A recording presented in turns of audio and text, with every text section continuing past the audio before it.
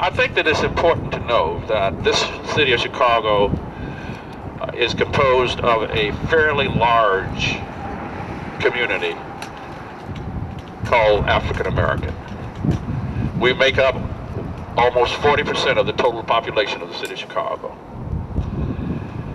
And the Sun-Times newspaper has a responsibility to make sure that it has journalists on its staff covering this campaign for mayor.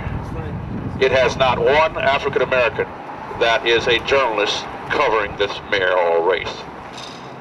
And so, in a real sense, it's time for the Sun-Times to be accountable to the public that it sells its papers. I'm here long enough to remember the time when we boycotted the Chicago Sun-Times for disrespecting Reverend Jesse Lewis Jackson. We threatened to close this paper down.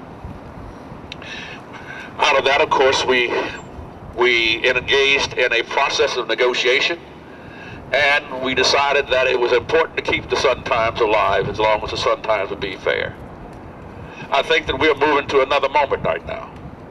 And that moment is whether or not the Sun-Times is prepared to be fair in this particular instance, and that is to help Mr. Steinberg find another career. But also, I think that it's time for the Sun-Times and its board of directors and trustees to be fair, and that is to employ African-American men and women as journalists. It's time for them to make sure that the newspapers, that news stories that they put out fairly represent the people of color in this city of Chicago. It's important for the Sun-Times to lift up the successful efforts that we have made rather than to depress them. The black community is the bedrock of the city of Chicago. This city cannot function without a healthy and thriving African-American community as well as other races.